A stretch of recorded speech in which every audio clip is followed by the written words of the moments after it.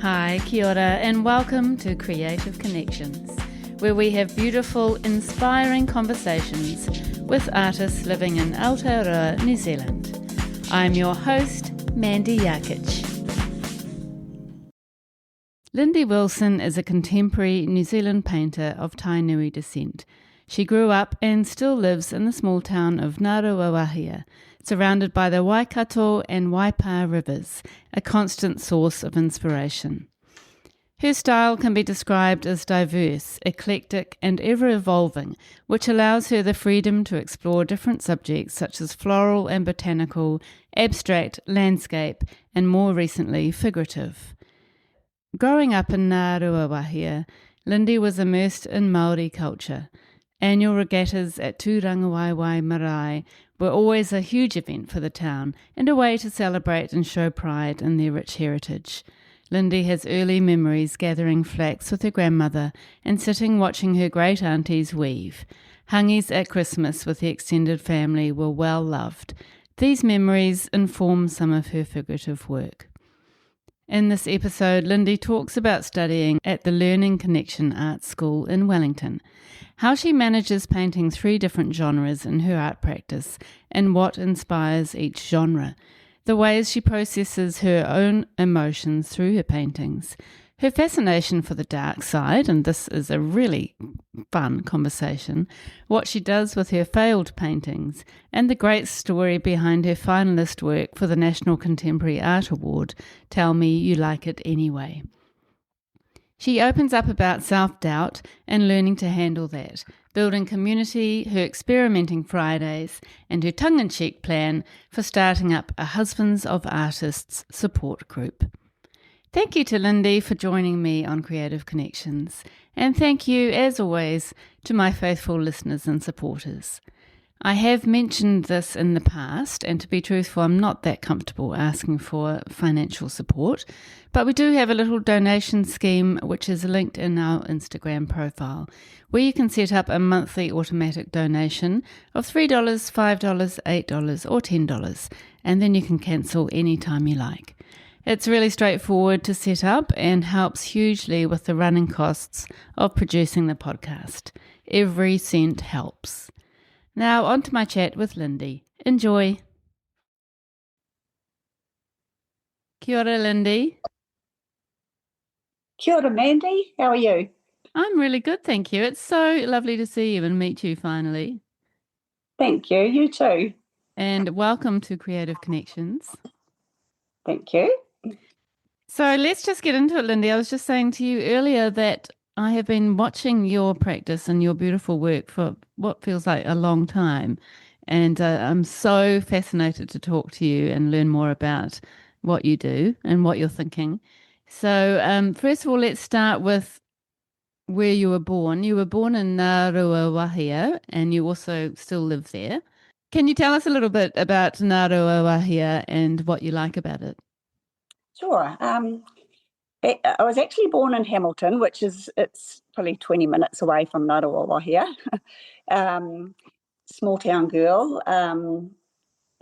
Family, all the family live here. It's grandparents, aunties, uncles. So it was great. As a child, we had cousins up the street, and just around the corner was the grandmother and granddad, and so it was a lovely, idyllic little town. If you drove through it, you wouldn't think that, but it's actually physically beautiful. We've got the Hakarimata ranges, Waikato and Waipā rivers, and where we live now, husband and I, we live right on the junction of the Waikato and Waipā rivers. It's called the Point, and it's where the 2 rivers meet. And right opposite our house is the old band rotunda, where they used to have bands meeting, and I think they built it for the king, actually. But we had horses. We used to ride horses and swim them in the river, much to the horror of my parents. Pony club, sort of grew up in the 70s, so it's way different to now. We had a picture theatre, lovely schools, lovely families. So, yeah, that was great.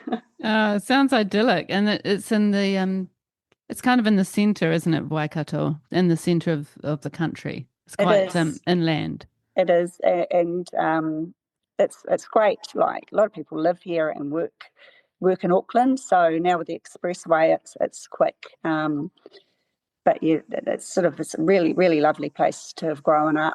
Things have changed, but it's coming back again now, and there's so much creativity here. I think if you're surrounded, well, you would probably know in Ngaruawāhia, if you're surrounded by natural beauty, you just absorb it, and somehow it comes out of you. And so much talent in this town. Lucky to live here, actually. So good. Sounds beautiful. As a child, were you starting to explore your creativity, do you think? Always, the whole family. My uncle, I remember going to visit.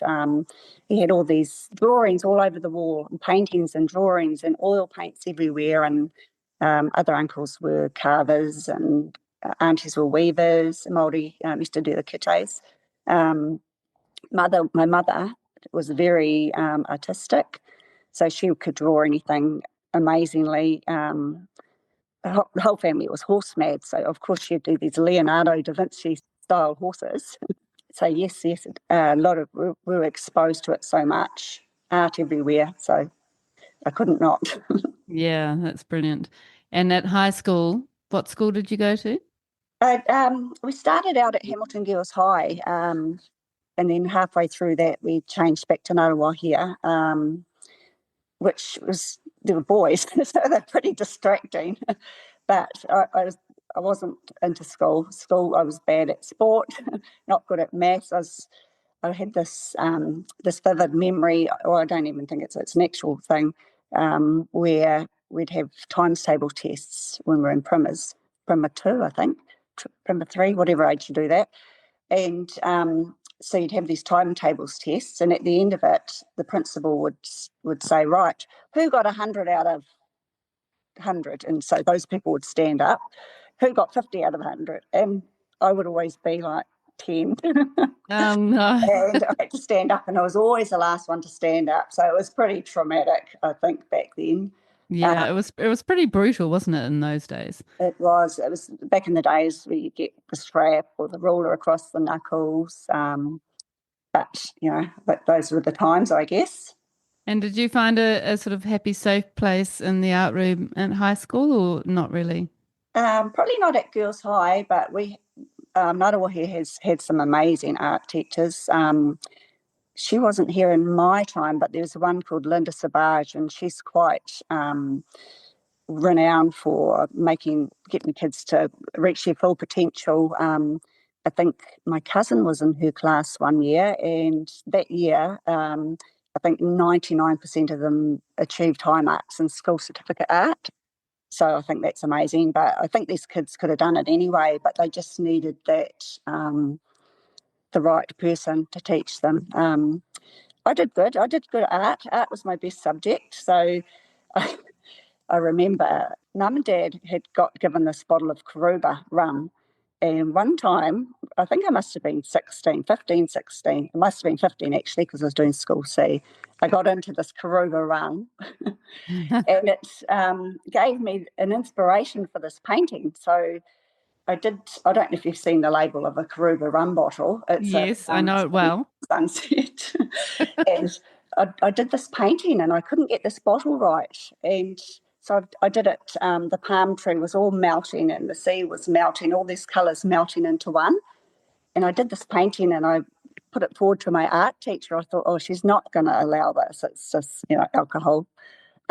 She raved about it. She showed all the teachers, held it up in front of it. And I'm like, oh, I think this is my thing. I can't do anything that looks like something, but I've got a take on it. I've got, so that was good. And I didn't get top marks with school C art, but I passed. So Mm, that's a win for me. that's so good. And I love that. It's almost, I mean, you can probably see those first those first little what you brought to that Karuba painting, it probably still is present in your work today. I think it is. Yeah, which is so good. And that was probably a little bit of a eureka moment in some ways. I think so. Yeah, what I did learn, and I've heard it a lot from other artists, is embrace the mistakes, embrace the not perfect. I know my floral paintings, I can't do them to look like a flower. Sometimes I'll paint them and they're just the shapes and the colours and the tones, and then it might look like a dahlia or it might look like a rose, and people are like, "Oh, I like the rose," and I'm like, "Yes, it's a rose." Yeah, I love that. And then after high school, were you thinking that you need to use your artistic talents and have an artistic career, or what were you thinking at that time? Well, I was miserable at high school, and Mum knew it, and I was horse mad, and I saw a job advertised. It was for a polo groom, so it was working out polo ponies and going on and onto the tournaments and that, and helping the guy out. And so Mum and Dad agreed to let me do that, and it was awesome. I loved it, but of course it was seasonal.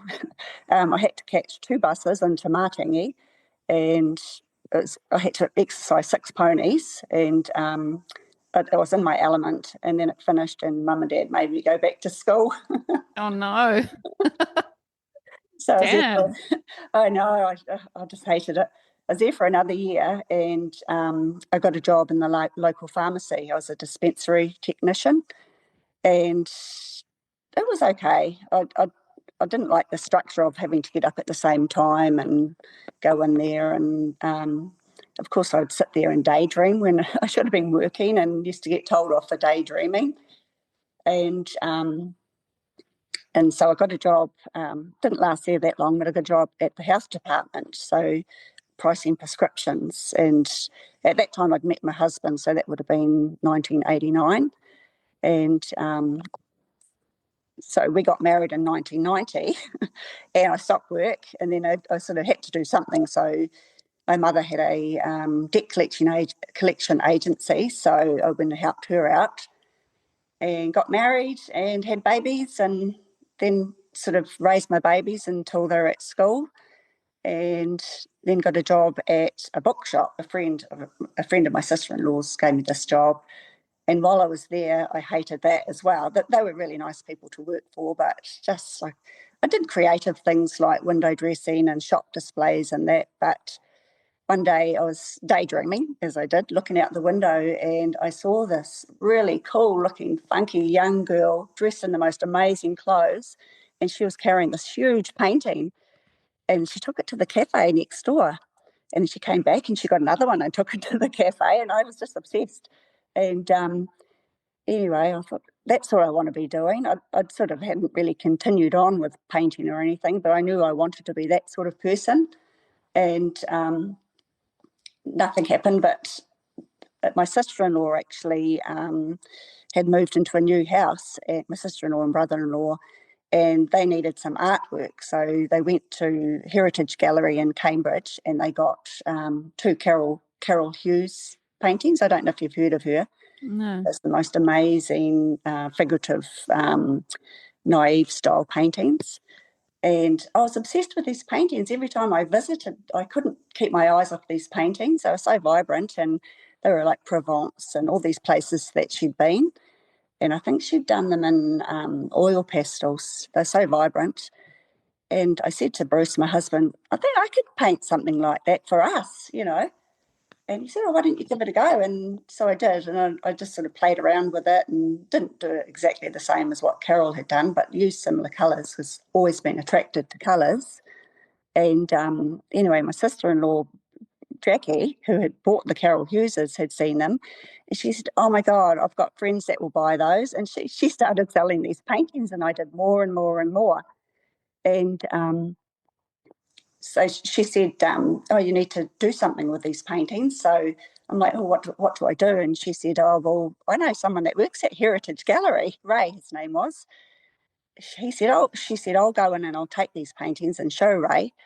And so she took them in, and he said, "Yes, love them." And he took a few. And at the time, Sandra owned it, and Sandra was amazing. She was such a great gallery owner to start with.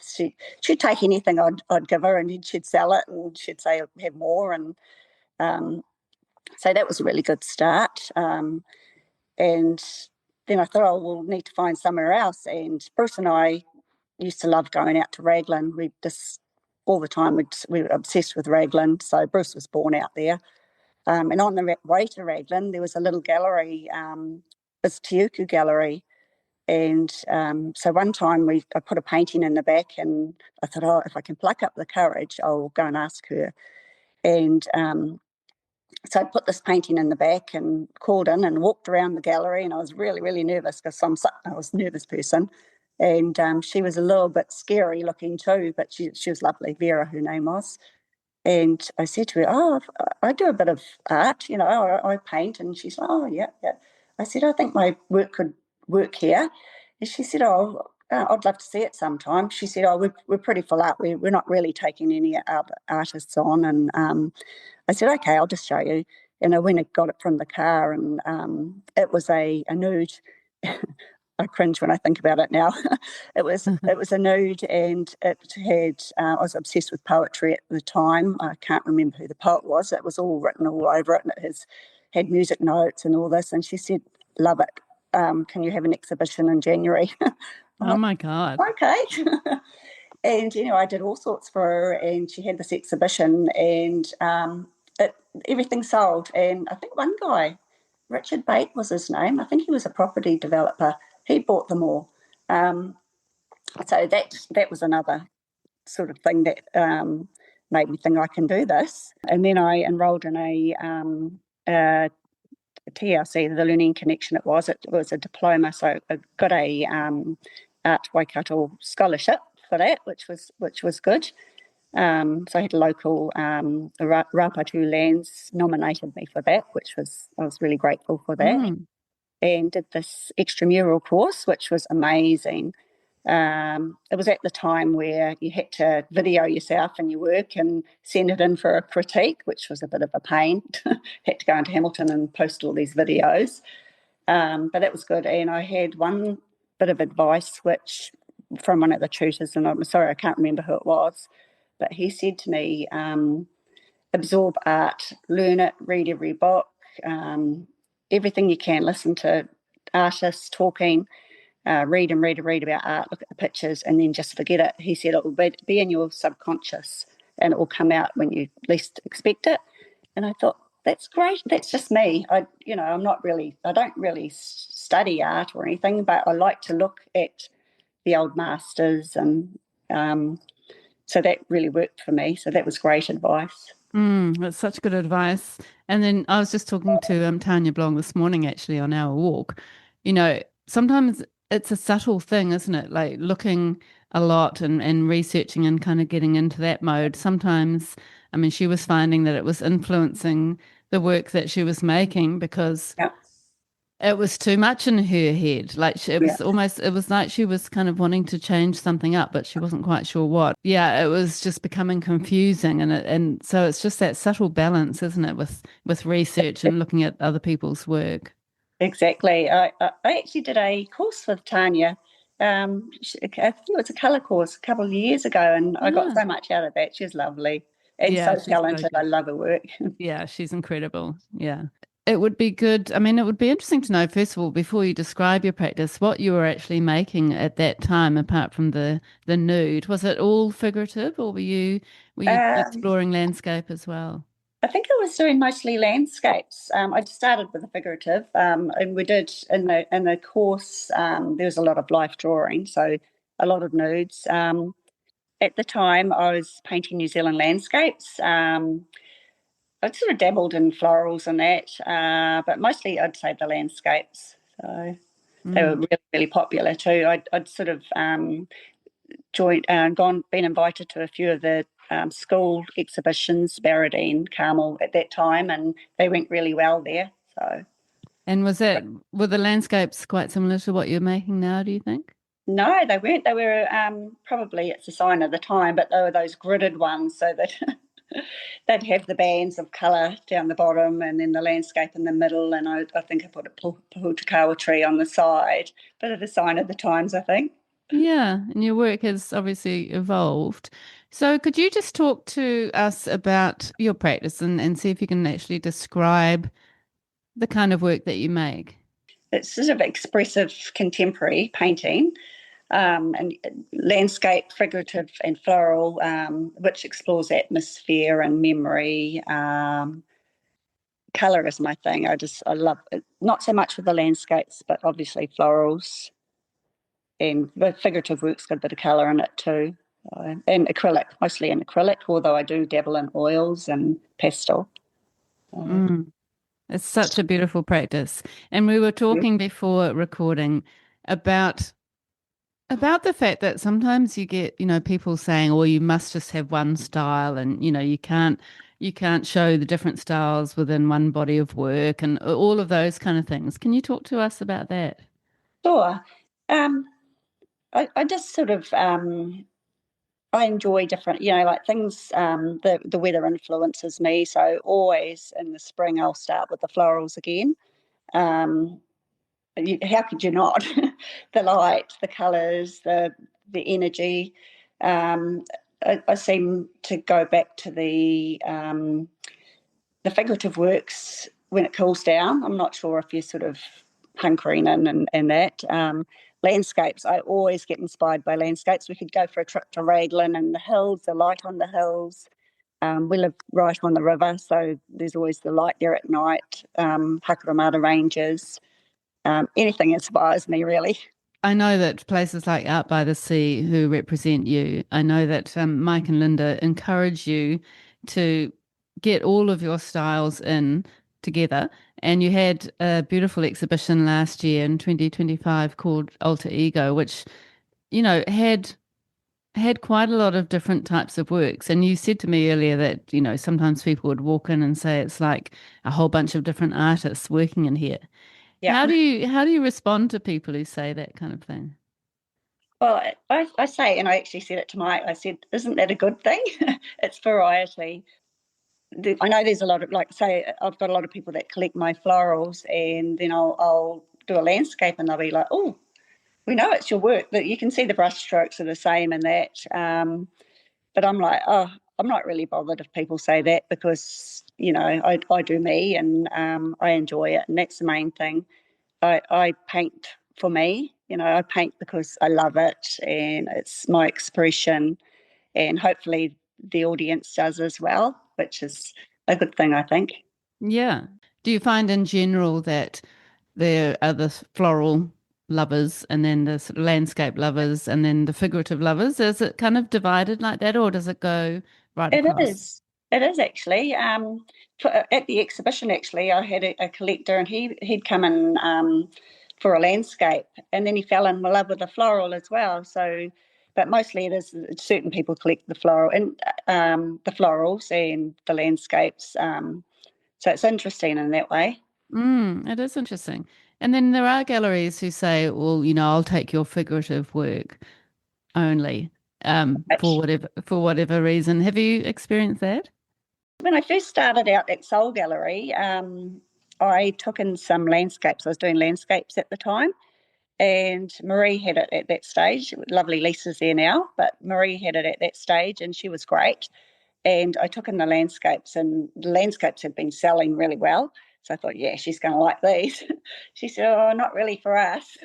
Really?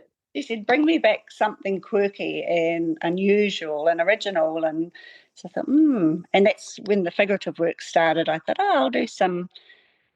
And it was my experiences like fishing and horses and my husband. I do a lot of man and woman sort of hugging, embracing, and that's a husband and I. Like that sort of self portrait because he's so important to me. Sounds a lot like your husband actually. He's always checking in on me and worried. Yeah. Yeah. Um, so I took Marie these figurative works, and they all sold, which was great. And then had a couple of solos with Soul, and they were all sellouts, which was good. And then sort of I'm still with Soul today, but it's a great gallery. And where is that? It's in Hamilton.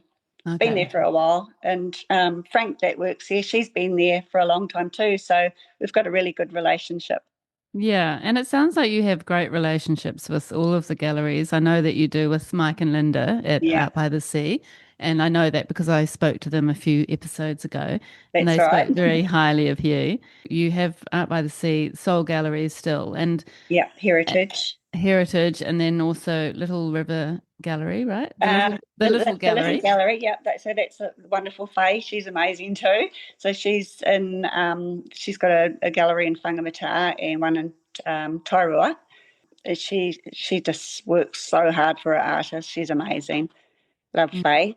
And there's also Art by the River in Whanganui, and he's a new gallery, and it's amazing. It's in an old, I'm not sure if it was a bank, but his name's Richard, and he's so passionate about it, and the gallery's amazing. He's got great. He's actually a sister gallery to Art by the Sea. So Mike and Richard are great mates. So he's actually got a lot of collectibles as well. So he's got Damien Hirst and Banksy. So Mm, I've got a solo there in September. So I'm looking forward to wow, that. that's amazing. And you're also with Ignite Gallery, is that right? In spirit. In spirit, of Yeah. course, yes. She's in Tamahiri, and that's Jenny. And I've been with Jenny for a while, and she goes out of her way for her artists as well. So she's lovely. That's so good. And I think it is a reflection on the person you are that you've built these beautiful connections with gallerists. And what is it for you? How do you decide who you'd like to work with? Like Heritage Gallery, she's Adriana's there now, and she's wonderful. I don't have anything bad to say about any of the gallerists because they're all amazing. Um, and so mostly I give her the landscapes and the florals. And I find Soul I can go a bit more raunchy with the works that I give to Lisa because she responds to that, and she's got some really amazing artists. Um, Mike Mike and Richard, they'll sort of take anything, which is good. It is good. I know Mike probably prefers my figurative work, but but he'll take anything really. So Yeah. It is so good to have so many galleries, but I just wonder how you keep up with the demand. I'm not too good at that. I do keep up with them, but sort of I'm quite prolific really. I suppose this is all I do. I'm addicted to painting, so I'm painting all the time, and I'd paint at night if I could. I just love it so much. So I have got quite a production. Yeah, that is um, brilliant. I have noticed that on Instagram. There seems to be every week there seems to be new things that you're sharing, I know. which is so good. I think sometimes I probably get a bit over enthusiastic and share it before it's ready. I don't think so. I love your Instagram. I feel it's just it's a lovely look into you and your world and what you're thinking. And, you give really lovely descriptions around your work. And Thank then you. you present your photos beautifully. Do you use an app to put your photos into in situ? I do. I do. I use the Art Rooms app. I used to style my own because I'm a collector. I collect lots of pottery and lamps and stuff like that. And I used to really enjoy styling the paintings in that sort of situation. But then these apps came along, and the rooms are gorgeous, and it's such an easy app to use. So that's what I do. Yeah, and that's quite creative too, isn't it? I find It is. It it's is. quite fun. Yeah. And do you find that you actually sell works through Instagram at all, or is it purely through galleries? Occasionally, I think I did last week actually. I sold a one off Instagram, but not as much as galleries. And Mm. I mean, it would be good to sell more off Instagram, but I mean, if you've got a paint in a gallery, so many more people see it, I think. And if the gallery owners like Mike is great to tell the buyer the story of the artwork, which is important too, I think. Yeah, So, absolutely. because you don't really So, get that off Instagram. yeah. Although you do give a little bit of that, but yeah. It's nice to have somebody speaking about your work, somebody else in some ways. So, can we just go back into your practice? Can you describe, please, your landscape works to us? You have a beautiful focus on light and depth and color. But how would you describe the sort of style of landscape painting? I think I'd call them atmospheric, sort of, and they're not really of any place in particular. They're of they come out of my head, but they also I know subconsciously they're inspired by the river. We're right by the river, or the ranges, or Raglan. Um, but I sort of do them in different styles. I sort of like the ethereal look to some of them, the moodiness. If it's winter, they're mostly moody. um, but yeah, I enjoy painting them. Quite fluid, really. They're so beautiful. Thank They're you. really beautiful. Yeah, I love them. Do you ever sort of get inspired by someone like Tim Wilson, who, the I master of do. light? Oh my gosh, I do so much. But again, it's that thing where I can't paint something that looks like, like I do my take on it, but I wish I could paint like that.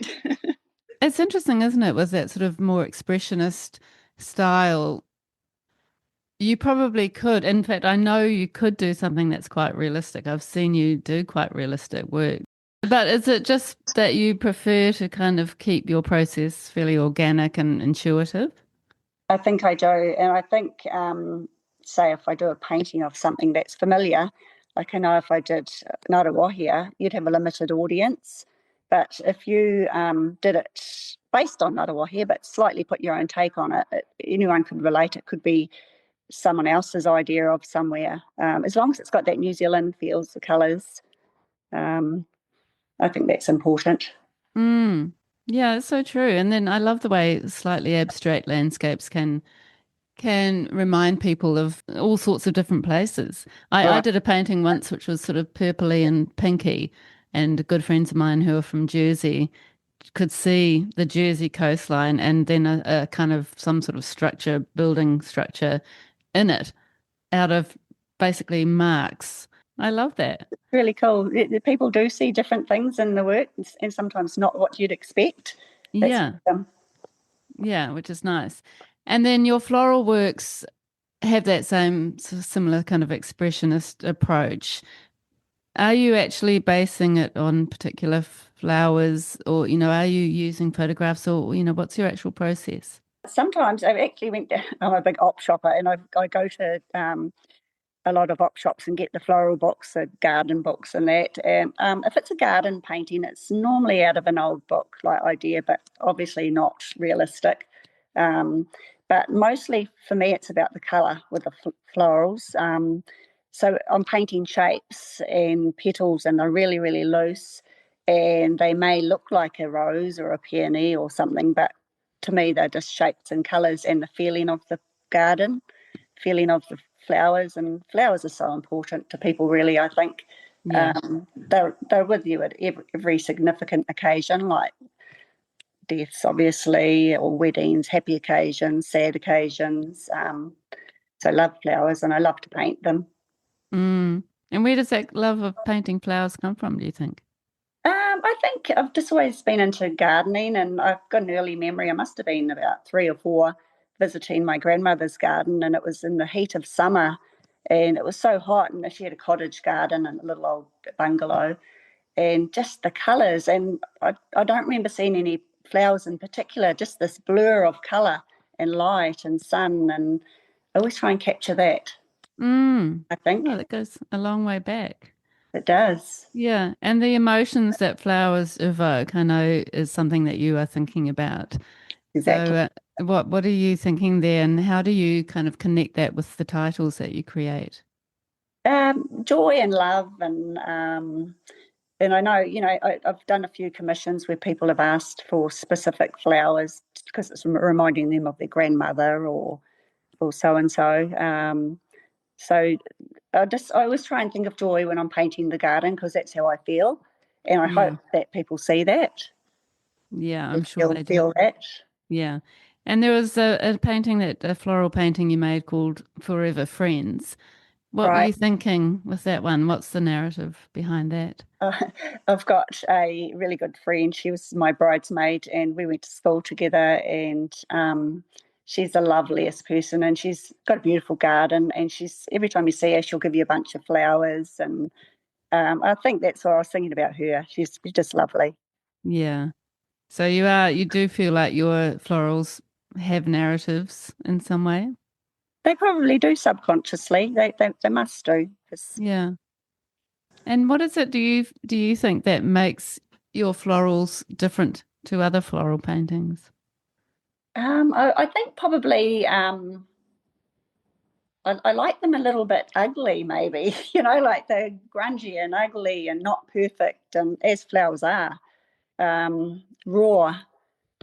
So I think maybe people like the painterly style of them. I'm not sure. Mm. Yeah, and a lot of them are very textural, aren't they? Right, that's Yeah. right. Yeah. And I love, speaking of ugly, I was reading in one of your Instagram posts that you actually quite often talk about ugly paintings and naughty Right. paintings and naughty canvases and things like that. Yes. How, how do you manage paintings that aren't going the way that you expect and yeah, what's your process around that? Well, they give you texture. A lot of paintings have had several paintings underneath them because I don't have a very big studio space at the moment. I've only got, it used to be an old bedroom, and so I can't really paint a few at a time. I've only really mostly got to paint on one, and that's not a good thing sometimes because I tend to overpaint because I've got no room to carry on. So I keep painting this painting, whereas I seem to, if I take photos of them at different stages and then go back and look, it's sometimes the earlier stages are where I should have stopped. Oh, and that's interesting. That's actually a yeah, really good idea, taking photos. yeah, it does. It's sort of like, and sometimes I paint over something and look back at these photos and think, oh, damn, it was a good painting. But at Yeah. the time, I just felt this emotion towards it that it wasn't looking how I was expecting it to look. And so Mm.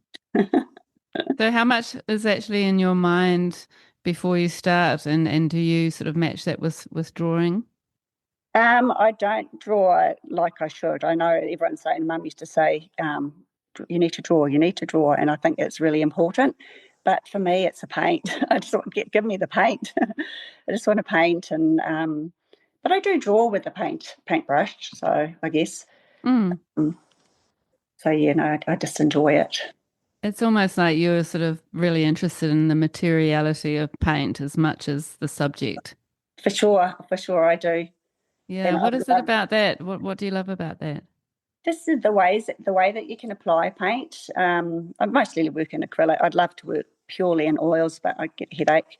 Um, and acrylics dry so fast, but they're so versatile. You can use them, add water. Um, I use a lot. I'm not. You probably shouldn't be doing this, but I do. Baby wipes are amazing for softening the edges. Glazes. I use a lot of baby wipes, and I think that gives my work a lot of softness. Mm. You could probably do it with a brush, but I quite like the baby wipes. Mm, that's interesting. I've never heard Yeah. of that as a tool. It's a good one. Yeah. And with your process, are you thinking about um I mean you said that you use pictures from books and that kind of thing. I know that also you do some plein air paintings, is that Yeah. right? So, So are yeah. you quite inspired by your own garden and things within your own garden? Oh, definitely. I don't actually have a lot of flowers in the garden. I've got a few, but I think it's quite a well-established garden. I think it's the light and shade of my garden. There's so many shadows and different greens, and it's a lot of big trees and just the greens, I think. Mm, so And inspiring, isn't it? I find my garden very inspiring. Not that I paint, well, I have done sort of abstract garden works, but right. yeah, it is very inspirational, isn't it? And it's such a gorgeous place to be creative as well. Oh, it is. It is. And I find in the summer, I just like to go out and just immerse myself in it. It's just so beautiful out there. Yeah, so good. And then I'll just pause here for a second. And with you interested in so much in paint and the materiality of paint and also in color, can you tell us a little bit about how you use paints, the paints that you love to use and the colors that you use a lot, and how you manage your actual painting practice? All right. I've sort of actually, at the moment, I've got a few favourite colours that I've been using on the last probably 5 paintings, and um, but there's probably about 3 or 4 of them with white, and you can you get all your I get all the colours with them that I want to use, so I don't I'm not sort of mucking up the palette by using so many different colours. But I always start with a wash, or sometimes several different colours of a wash of these colours, and before they dry, I take some out and I put lines with the baby wipes. I'll do lines in them and different patterns and all this, and wait for it to dry, and then I'll just start putting my lights in. The darks in, and then I'll lighten the darks, and then I'll start seeing shapes of flowers, and if I'm doing the florals, and sort of just guided by that. I always have a light source somewhere coming from somewhere to sort of to guide me where I put my lights. And just sort of continue on like that instinctively. What paints do you like to use? What brand? I use a variety. Mostly, I use Matisse. I love Matisse Golden. I've got a favourite golden one that I use all the time. Is it the Azo Gold? That one, and Atelia, and sometimes I use ink as well. Interesting. Acrylic ink? Yeah. Yeah. And would you apply that sort of in the last stage? Yeah, just if I need it to give something a bit of a punch, just a highlight or something. Sometimes I go overboard with the the ink, and it's just too much, but you can always take it back. I find Yes. gesso is your friend. Yeah, Gesso or exactly. white gesso. Yeah, I love that about painting, that you have that flexibility. And then when you are thinking about your floral paintings, some of your works are really, really quite big, and then sometimes you work quite small. So, you've obviously got a bit of some restrictions within your studio, Right. but how do you approach scale? I think I find it easier the bigger it is, because you can use your whole body to get in there, and elbows, and so I think I prefer to paint on the bigger canvases. But yes, as my studio doesn't allow that sometimes, and also our car, they don't fit in. Yeah. I've got a lovely friend, Julie Wyman, who is helpful with their station wagon. But Yeah, that's a consideration, isn't it? it is, it is. And I actually had a commission through the Little Gallery a few years ago, and I think it was the biggest painting I've ever painted. And I'm like, oh my gosh, it only just fit in my studio, and it was for a stairwell actually, and just enjoyed it so much. And I actually got my grandson to start the layers on that. So he put down, because in the beginning it doesn't matter, you just go for it and have fun. So he was splattering the paint, putting the colours down, and so it was a bit of a collaboration. I love that. That is amazing. How beautiful. Yeah, Wow. so that was fun. So yeah, but That's I do smaller works, but not often. Yeah. No, I can understand that. And I think if you are thinking about drawing too, it's good to have, your whole arm in it instead of kind of coming in tiny. Exactly, I Some think so way. too. Yeah. Oh, that's so lovely for your grandson. I'm sure he'll never forget that experience. He'll probably end up an artist and give you all the credit. Hopefully, he does Yeah. enjoy it. Yeah. And let's talk about finally your figurative works, which are, I think, within those figurative works, there's quite a lot of different things happening, isn't there? I mean, sometimes there's figurative sort of landscape scenes, and other times there's work that almost feels quite cubist. And Right. how do you see, or how would you describe your figurative paintings? Mostly, I think I like to. It's how they make you feel. Like that's what I want to convey. Is not really what they look like, although that is obviously important. But I want people to get that feeling of. As I say, I keep painting Bruce and I, because he's my husband. I love him, and that's a favourite theme. Um, but also, I'd like to paint like people that are different, melancholic, sort of not pretty or happy, which is a bit of a contradiction to the couple one. But I think I just like to paint people how they really are, which is different and unusual and unique and not perfect. So that's what I hope to convey anyway. And give them different colours, like the cubist work I like to, because everyone's personality's got different shades and different colours, and that's what I sort of hope to put into that as well. Mm. And are all of the figurative works people you know, or did they come from photographs? No, not at all. They're just made up in my head. Really? And what inspires you to make a certain figurative painting?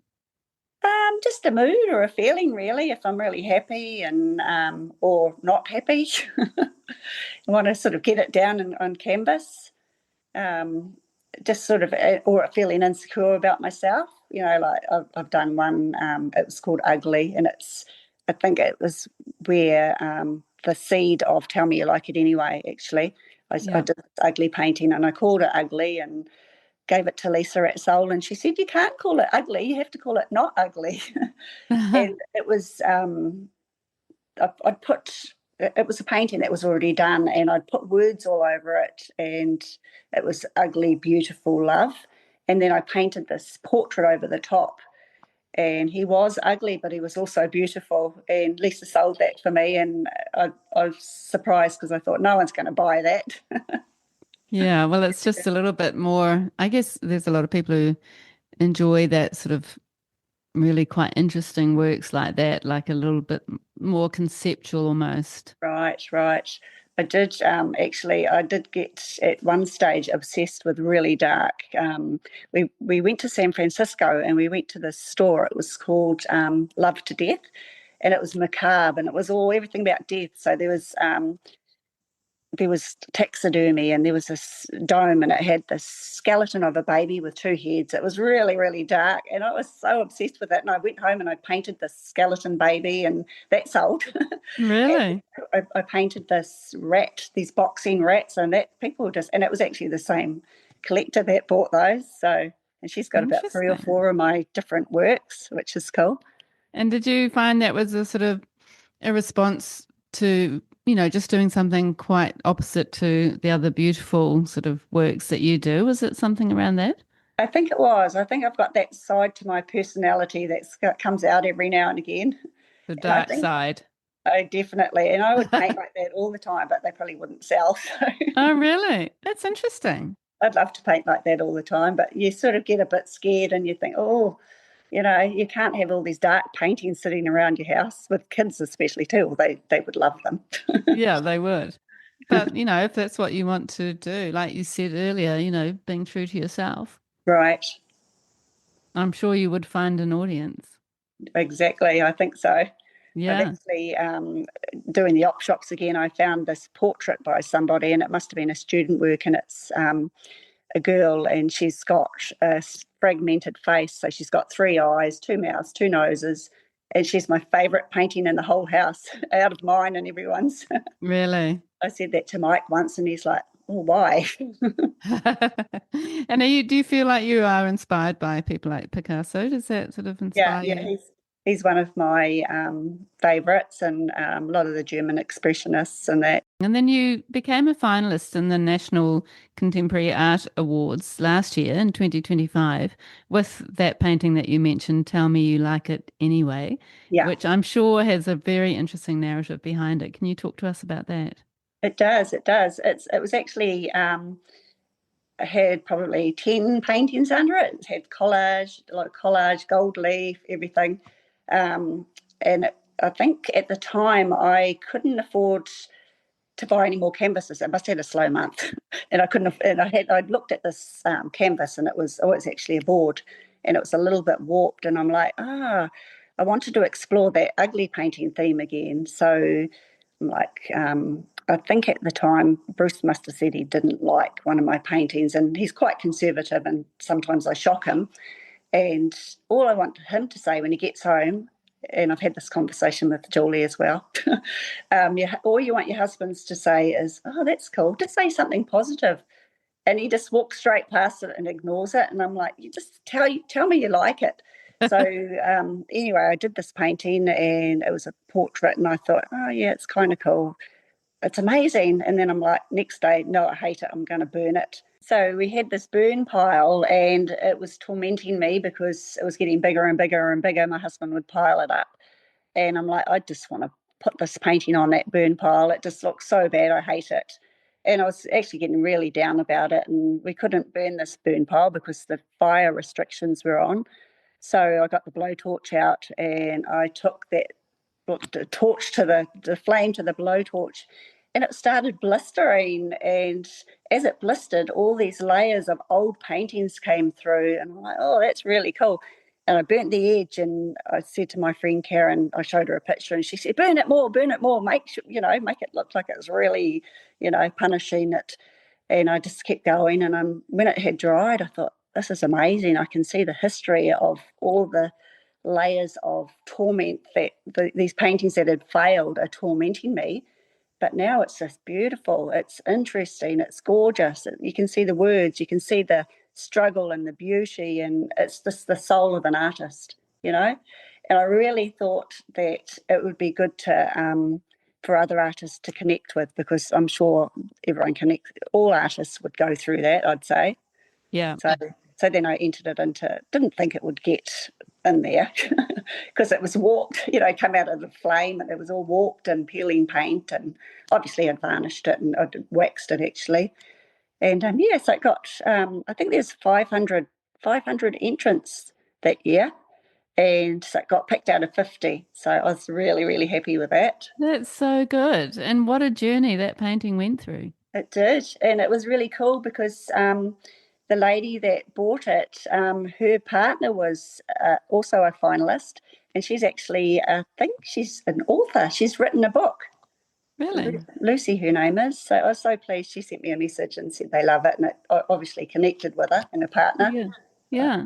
That's amazing. Yeah. I find that so interesting that you like doing those paintings. It's not what somebody would expect, when they look at your other work, which has such a sort of a real calmness Right. about a lot of your work. And then this is quite a sort of contrast, isn't it? A bit tormented, but it's actually, it gets it out, which is really good. Yeah. And this painting, I mean, I could have burnt it completely, but just in stopping at that point and seeing what was happening there was a good thing. Yeah. That's an important part of the process, isn't it? Just to Oh, actually notice what's happening with things. And then, like you said earlier, embracing the mistakes and sort of embracing the unusual journey of something and then sort of rethinking and relooking. exactly. Yeah, it's fascinating. You've mentioned a few times some of your artist friends. How do you become part of artist communities in your area, and what do you gain from that kind of connection? Right. I actually, I can't remember the year, but there was an old building in the town, and it was used to be an old farmer's building. And we decided, there was a group of us, we decided we wanted to, because there's so much talent in the town and nowhere really for it, for the kids and that. So we decided we'd open an art centre. And an amazing friend of mine, Leanne, she was good with funding and all that. And so we opened this art centre. We were inundated. All the kids and the people bought work, and we'd take everything. It was community. We were open to everybody.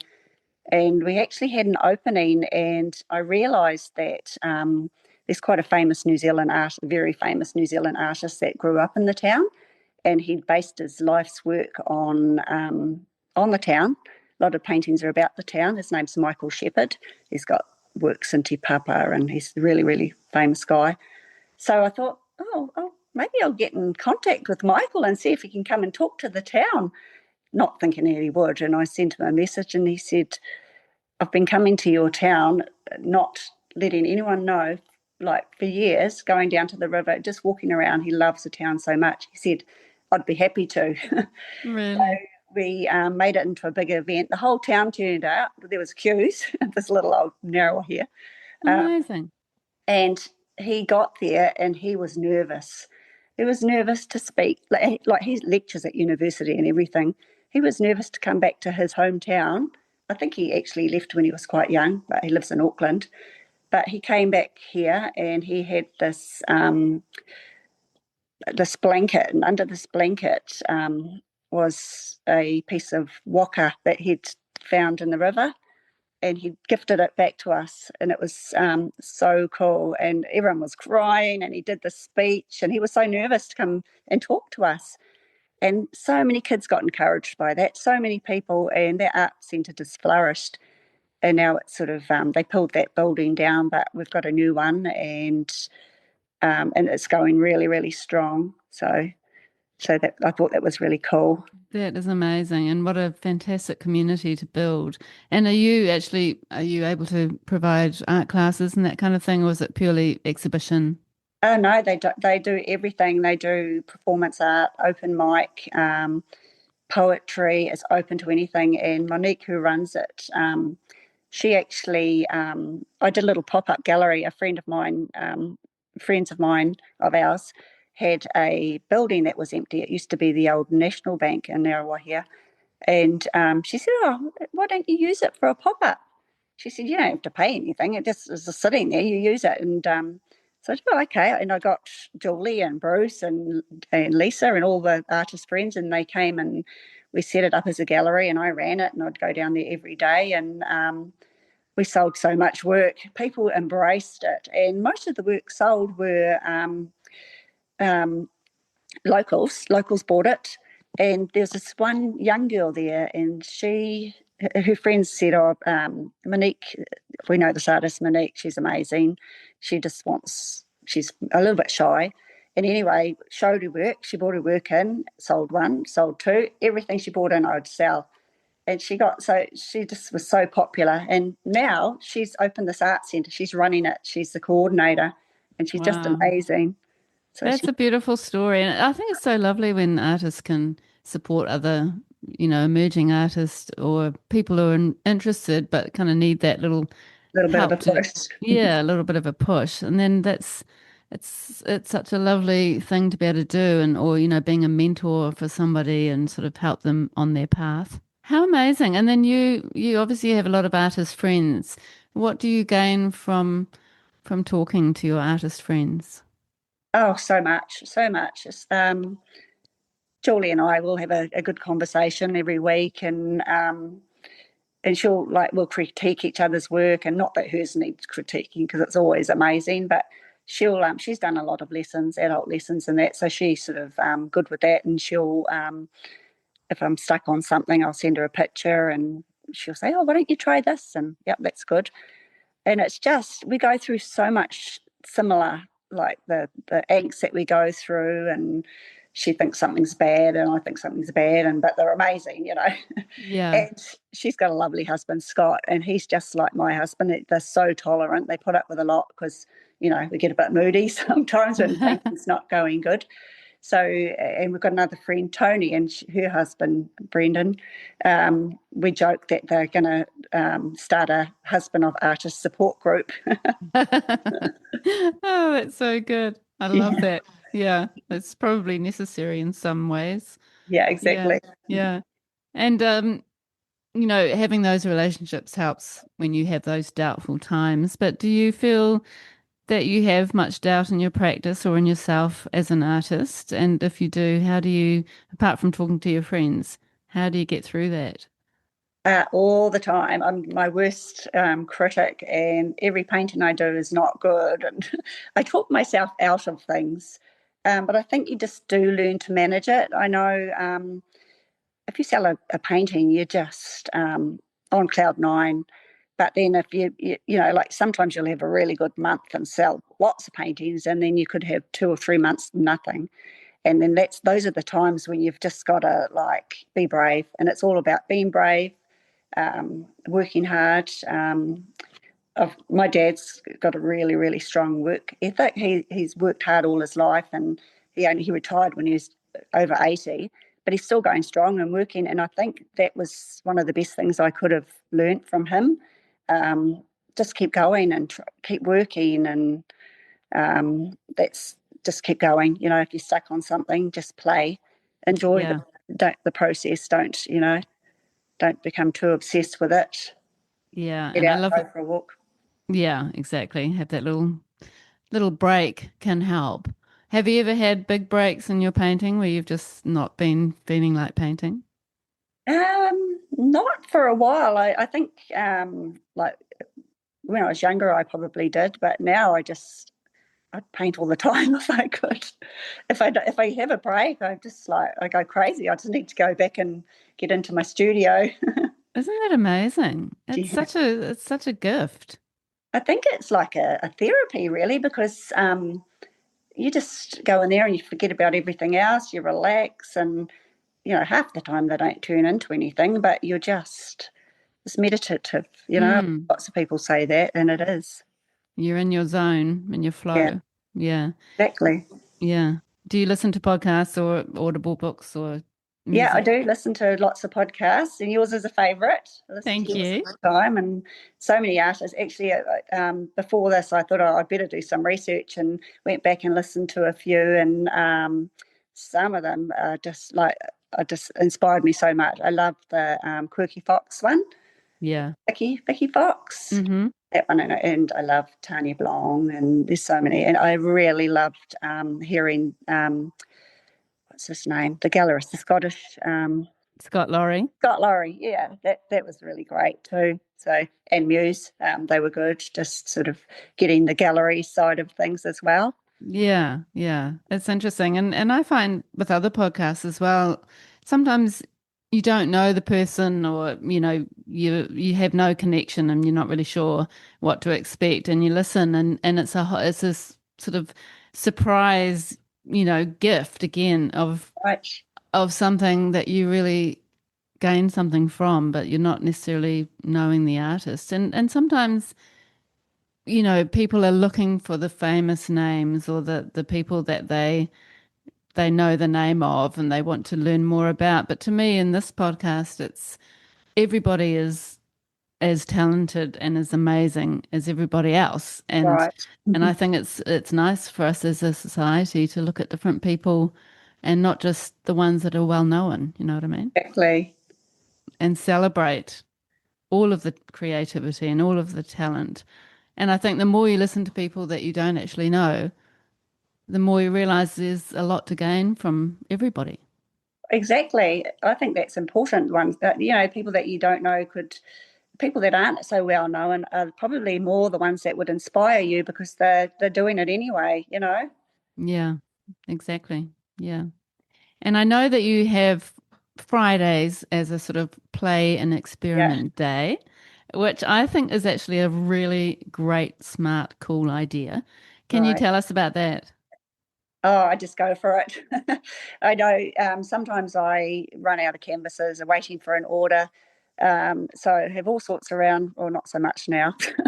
Like I've painted on doors and projector screens and furniture. And actually, I sort of collect a lot of furniture and do it up. And sometimes when the paintings are slow, I'll go on to Trade Me, and not so much now, and that would sort of allow me to buy more canvases. So that's my play day on a Friday, Mm, just experimenting with different mediums and just having fun, really. I love that. And do you find that it kind of can lead you down another track if you allow yourself that time to experiment? Definitely, because you like experimenting with different mediums or different brushes or rollers or whatever. So it does, and you can add to what you're doing already, and then that just Mm, changes things again. so good. And what are you hoping to achieve as an artist? I think I just hope that I could encourage people to get into it. Like it's being an artist is so hard. It's hard to make money being an artist, and I think really most artists aren't in it for the money. They're in it because they'd be doing it anyway. So, and I think I'd just like to encourage kids that don't have a lot in their life. Anyone can do art. You don't need a lot to do art. So, but it gives you so much back. Gives you joy. Gives you some hard things too, but mostly it gives you joy. Yeah. And how do you find, I still have this crazy thing in my head where if I'm not, if I'm painting and not earning as such, I have this sort of not exactly guilt, but this feeling that I should be contributing to the income, and I do find that quite hard. I feel like I always need something else, some other money earning um, job to go with my art practice. But I'd really like to get over that. How Yeah. do you feel about that? I have that too. I learned a while ago that I just have to make sure I've got a really big savings for the slow times.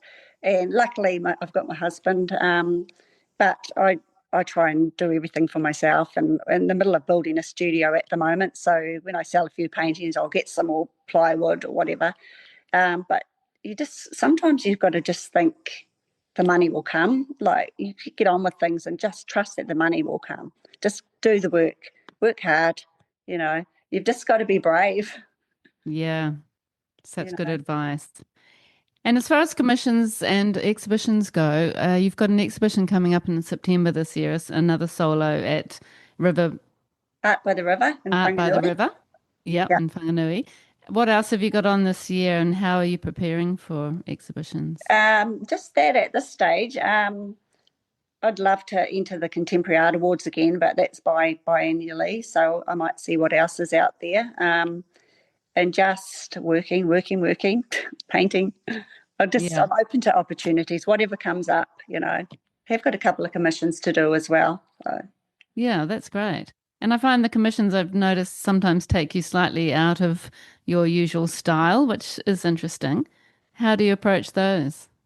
Oh, I find it's a challenge. It's a good challenge. So you always have that fear that what you produce is not what's in their head and the customer's head. But I've never ever had a problem really. So I just have got faith in So that. that's a part of your yearly kind of process. You put aside time for commissions. Just when they come up, I don't have a lot of commissions, and I sort of sometimes, depending on what they are, when they say, I like your style, I want a garden, go for it. That's what I like. Yeah, Rather not than I want a person in a red dress to match that couch, blah, blah, blah. yeah, A that's bit not so much uncomfortable. fun. No. Yeah, yeah. Are you entering other awards or school shows at all? Is that another thing that creates a bit of a Um, deadline for you? I haven't this year. I probably should. But I sort of don't really. I mean, if I feel like I want to do it, I'll seek it out. But unless it just sort of comes to me, I think I got an email yesterday about a show down south. I'll have to read that. I'm pretty bad with the admin side of things. But I mean, you've got so many galleries that you're supplying to, so I guess it's quite hard. Do you actually approach it so that you think I'm going to paint a painting for this award, or would you think actually this painting could be entered into a certain award? Yeah, I think some like the Contemporary Art Awards, it had to be something that was painted specifically for that award, I think. But sometimes I do a painting and I think, oh, I'd like to hold it for an award, but then I can't. I just got to get it out. Yeah, yeah, so interesting. What would you say to your younger artistic self, Lindy? Be brave, work hard, don't pay any attention to people that don't like your work, and just trust yourself. And do you feel like the trust in yourself has sort of increased as time has gone on? It is getting better. Still that self-doubt every day you go into the studio, but you learn how to just ignore that, put it to the side and keep going. Yeah. What's the most challenging aspect of being an artist for you? Used to be interruptions. I used to get a lot of visitors. And that's great because, it's pretty lonely work. You don't see anyone all day, and I used to embrace that. But then sometimes they would not go home. And then you're looking at the clock thinking, oh, I need to get some work done. So, yeah, that's probably one of the hardest. And also sometimes financially, you're not, you still got to buy the materials, but if things are slow, you've got to dip into the old savings. Yeah. And have you found it is a bit slower the last few years? Yeah, last year was slow, the last 6 months, but I find already this year it started to show. I've sold a few this year already, so that's a good That's good. sign. So, Yeah, that's really good. hopefully the market's picking up a little bit. Hopefully, fingers Yeah, crossed. Needs to. yeah, yes. And you've spoken a little bit about who inspires you, but is there anyone else, any other artists or people or things that inspire you? Yep, I've got, so I actually wrote a list. So my New Zealand influences are Bill Hammond. I love Bill Hammond. Um, when I first started out, I was obsessed with Jane Evans, the colour of Jane Evans, the colour she uses and her style. Seraphim Pick, love her work, just the feeling it evokes. Another favourite, I love her so much, is Joanna Braithwaite. Have you seen her work? No, Oh, you'll have to check it out. It's I awesome. will. She does like animals, smoking pipes, and one she did lounge lizards, and I think they were smoking pipes. They were in a lounge suit. Um, Bucknan, Maori artist, Robin Kahukiwa, um, Philip Claremont. I loved his style. I loved his story actually, just that crazy, messed up artist, and you could see that in his work. Colin McCann and also Shane Cotton. Non-New Zealand artists, the German expressionists, Emil Nold, Kladinsky. Also liked Georgia O'Keeffe for the florals. So yeah, lots of inspiration there. Yeah, it's a good list, a great list of New Zealand artists. And what's next for you, Lindy? Oh, I think just continue to grow, explore. Never say never to anything really. So just keep going. Uh, Yeah, I can't wait to see what you achieve because you seem to be just, as you said, very prolific. And I just love the way that you embrace lots of different styles. I find that really interesting, and I think it's quite inspirational for us listening to your story. That it's okay to be brave and take that and run with it. It's a great model for other artists. So it's been absolutely gorgeous meeting you, Lindy. I've really enjoyed chatting and I can't wait to meet you in person. Thank you so much for being on Creative Connections. oh, the pleasure was mine. Thank you so much, Mandy.